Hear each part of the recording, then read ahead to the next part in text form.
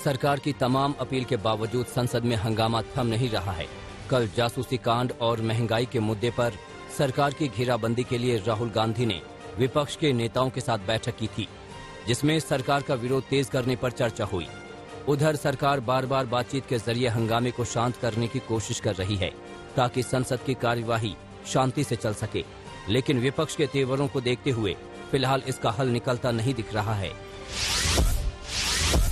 देश में जातीय जनगणना की मांग जोर पकड़ती जा रही है। नीतीश कुमार, तेजस्वी यादव और अखिलेश यादव के बाद ओम प्रकाश राजभर ने भी जाति आधारित जनगणना की मांग कर दी है। ओम प्रकाश राजभर ने यूपी चुनाव में बीजेपी के साथ आने के लिए जो शर्तें रखी हैं, उसमें जातीय जनगणना भी शामिल है। ओम प्रकाश राजभर ने यूपी बीजेपी के अध्यक्ष स्वतंत्र देव सिंह से मुलाकात की और एनडीए के साथ आने के लिए अपनी शर्तें रखी हैं। यूपी के विधानसभा चुनाव को देखते हुए बीजेपी ने अपनी तैयारियां तेज कर दी हैं। बीजेपी अध्यक्ष जेपी नड्डा 7 और 8 अगस्त को उत्तर प्रदेश का दौरा करेंगे। इस दौरान जेपी नड्डा लखनऊ, कानपुर और आगरा में पार्टी के कार्यक्रमों में शामिल होंगे। इसके साथ ही जेपी नड्डा पार्टी पदाधिकारियों के साथ यूपी चुनाव की रणनीति पर भी चर्चा करेंगे।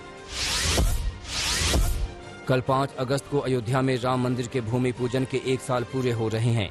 इस मौके पर मुख्यमंत्री योगी आदित्यनाथ अयोध्या जाएंगे। अयोध्या में योगी आदित्यनाथ रामलला के दर्शन करेंगे और राम मंदिर निर्माण के काम का जायजा लेंगे। इसके साथ ही योगी अयोध्या में गरीब कल्याण अन्न योजना के लाभार्थियों से भी बातचीत करेंगे। दिल्ली में दलित बच्ची से रेप और हत्या की घटना पर सियासत गर्मा गई है। दिल्ली के मुख्यमंत्री अरविंद केजरीवाल आज पीड़ित परिवार से मुलाकात करेंगे। इस घटना के बाद केजरीवाल ने दिल्ली की कानून व्यवस्था को बेहतर करने की मांग की है। उधर घटना पर ट्वीट कर राहुल गांधी ने लिखा कि दलित की बेटी भी देश की बेटी है।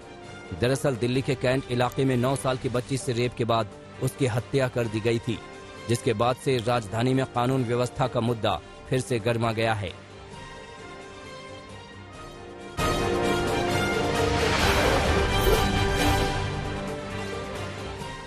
लव जिहाद के मामलों को लेकर इलाहाबाद हाईकोर्ट ने बड़ी टिप्पणी की है। इलाहाबाद हाईकोर्ट ने सिर्फ शादी के लिए धर्म परिवर्तन पर चिंता जताई। एक मामले की सुनवाई के दौरान इलाहाबाद हाईकोर्ट ने मुगल बादशाह अकबर और जोधाबाई की शादी का उदाहरण देते हुए धर्म परिवर्तन से बचने की सलाह दी। अदालत ने टिप्पणी की कि अकबर जोधाबाई की शादी से सबक लेकर धर्म परिवर्तन की गैर जरूरी घटनाओं से बचा जा सकता है।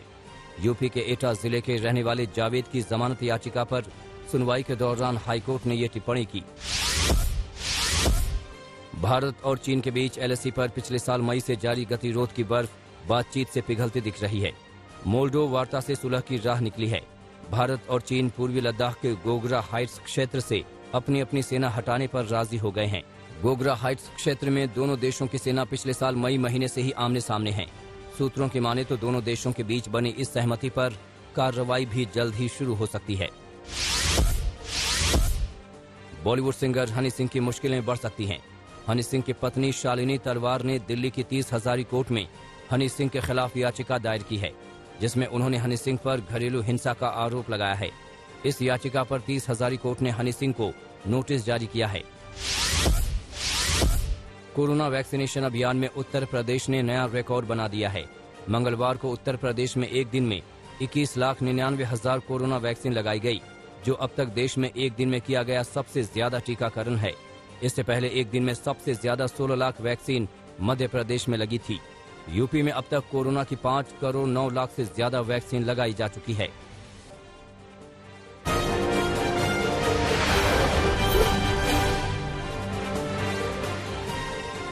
राजस्थान के रेगिस्तान इस वक्त बाढ़ की चपेट में नजर आ रहे हैं। टोंक का बुरा हाल है, जहां कई घंटों की बारिश ने शहर को सैलाब में तब्दील कर दिया है। राजस्थान के 10 जिले बाढ़ की चपेट में हैं, तो वहीं यहां सामान्य से ज्यादा बारिश दर्ज की गई है।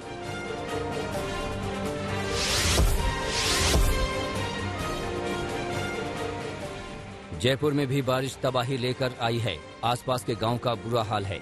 बगरू इलाके में घरों में पानी भर गया है, जिसकी वजह से करीब 1 दर्जन से ज्यादा लोग और मवेशियां फंस गए, जिसके बाद सिविल डिफेंस टीम को रेस्क्यू करना पड़ा। लोगों और जानवरों को सुरक्षित जगहों पर पहुंचाया गया। तेज बारिश की आशंका को देखते हुए एसडीआरएफ और civil defence team alert mode पर है। राजस्थान के धौलपुर में हो रही बारिश से चंबल नदी में लगातार जलस्तर बढ़ रहा है। चंबल खतरे के 130.79 मीटर से ऊपर 139 मीटर पर बह रही है। करीब आधा दर्जन से अधिक तटवर्ती इलाकों का मुख्यालय से संपर्क कट गया है।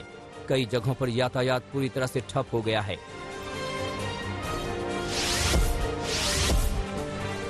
मध्य प्रदेश का भी बुरा हाल है।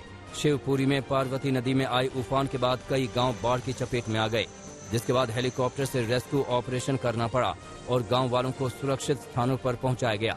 भारी बारिश की वजह से शहरी इलाके भी तालाब में तब्दील हो चुके हैं। कई जगहों पर यातायात बाधित है।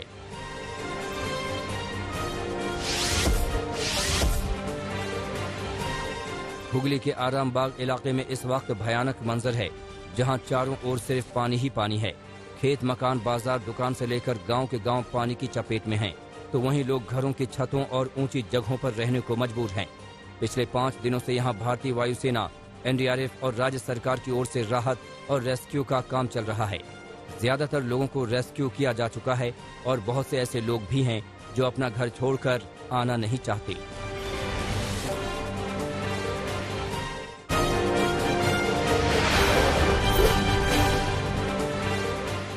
चंबा में फिर जबरदस्त लैंडस्लाइड हुआ। चंबा जिले के भरमौर हड़सर सड़क मार्ग पर पत्थर गिरे। इस भयानक लैंडस्लाइड में 50 मीटर से ज्यादा सड़क का नामो निशान मिट गया। गनीमत रही कि इसकी चपेट में कोई वाहन या इंसान नहीं आया, क्योंकि पहाड़ से पत्थर गिरते देख पहले ही लोग रुक गए थे। इसी सड़क मार्ग से लाखों श्रद्धालु पवित्र मणि महेश की यात्रा पर जाते हैं। पहाड़ दरकने के बाद सड़क पूरी तरह साफ हो गई।